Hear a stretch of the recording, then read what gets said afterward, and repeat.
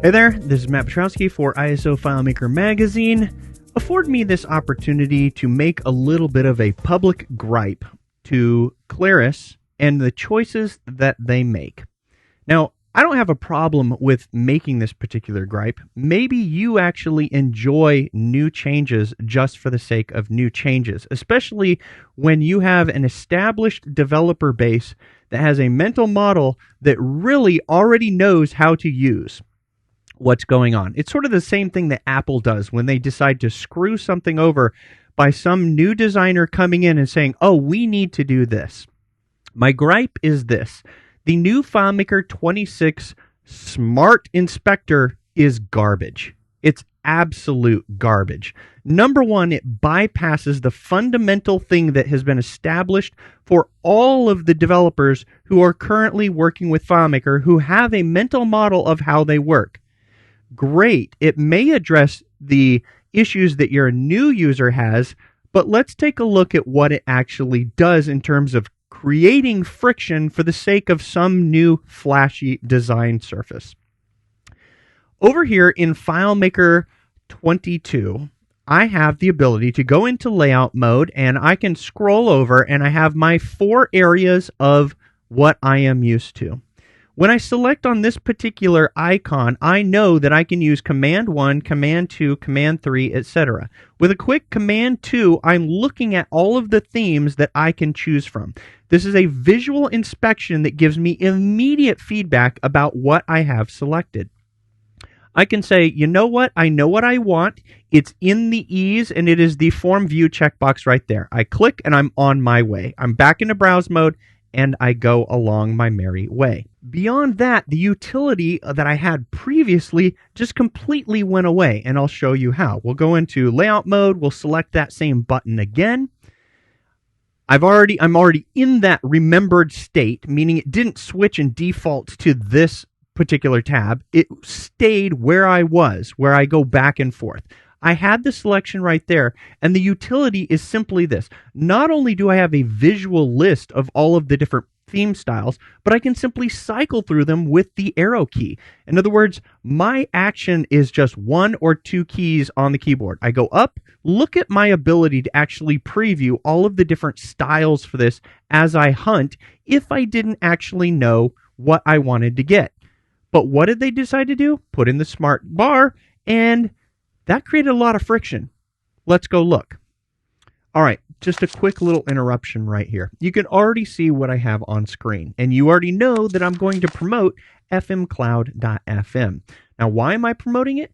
Because it's the hosting provider that I use for my own FileMaker solutions. Now, why is that? Number one, it's because they use containers. If you're not familiar, they're not spinning up a full virtual machine over on AWS. You don't have to manage it. You don't have to manage the infrastructure. FM Cloud has taken care of that for you. Because you're running in your own little container, you just have access to your standard FileMaker admin console, and you're able to upload, download your own databases. They take care of the backups. They take care of the infrastructure. You can have your own secure certificate, no problem. WebDirect, it's all supported. And the second biggest reason I use it, plugins. I use some plugins on my FileMaker server, and that's what FM Cloud allows me to do because each little container stands isolated from each other container. My files aren't on the same server as somebody else. It is my own little server, and it is a wonderful way to get your FileMaker solutions hosted. Now let's contrast that with the FileMaker 26 Smart bar. It's for garbage, and we currently don't have a way to turn it back. In fact, I hope they actually put in a feature that provides us with a way to route it back, but I'm guessing that it might not because what they've done is they've remapped the keys. So let me get this back to the default right there so that we can go over and do this in FileMaker 26. So over here in FileMaker 26, I'm going to try to do the same thing. I'm going to go into layout mode. I'm going to, let's show the status area. And we'll get my icon right here close. I'm going to select this. Command 2 is data. Okay, I can switch between Command 2, Command 3. I have no way to see all of my different options in order to do this. Okay, I guess I select on style. Oh, what did I want? I want icon function. Okay, that's how that one looks. Oh, do I want... Oh, no, I don't like that. I want icon function. I want... Wow, look at this friction that they just introduced for the sake of we want to make this a smart bar. This isn't any smarter. This is actually more difficult, and I'll tell you why. With this selected now, for the myriad of options that it has, where they were formerly divided up into 4 different areas that was very easily to navigate from 1, 2, 3, and 4. In fact, you could have added a 5th or a 6th, and I'm able to understand, like a kindergartner, knowing how to go to an actual cubby hole where I've put my shoes. I put mine in the 6th over. That's absolutely a viable way to divide up a lot of information. What they've done is they've taken the same amount of information, but they've now crammed it into a longer vertical way. Yeah, some things, a few things maybe go away, but I'm betting that they didn't take the time to say, for any given object, what is the cross-section across all of the possible settings that it can have?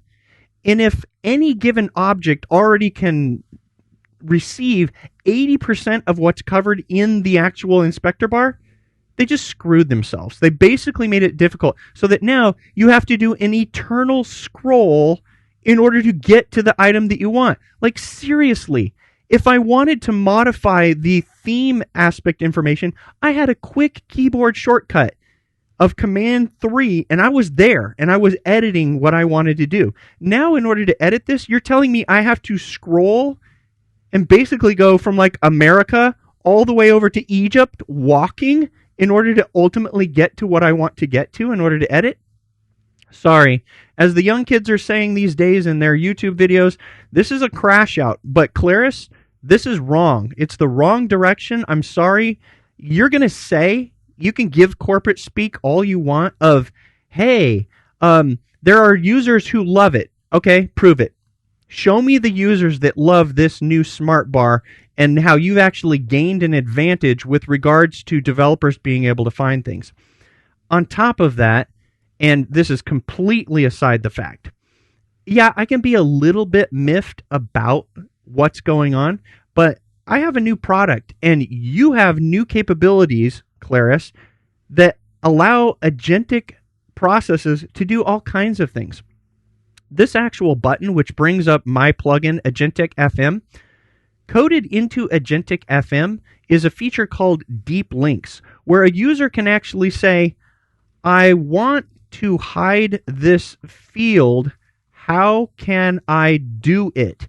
And literally, it will take that prompt, and because accessibility exposes every possible feature, and you've had accessibility baked into your program, you literally just made it more difficult because the object has to be selected in order for the options to come up, rather than all of the options actually existing for any object and then doing what they formerly did, being grayed out versus being non-accessible versus being accessible. But from a navigation standpoint, this will no longer work with your smart inspector bar. Nope, you didn't make it smart. You didn't make it easier. You made it more difficult for people. And because an agentic process can actually reveal things through discovery, a user would have been able to get there a lot quicker anyway.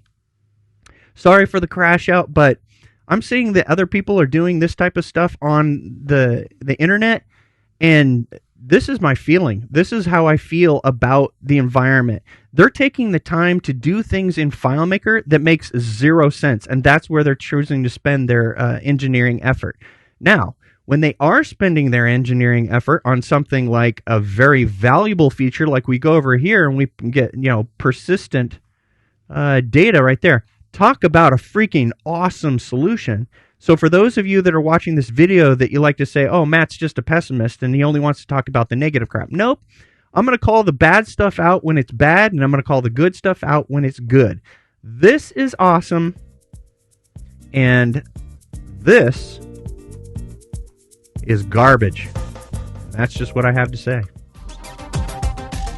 We hope you've enjoyed this video tutorial, and we'd like to say thank you for your subscription and your support.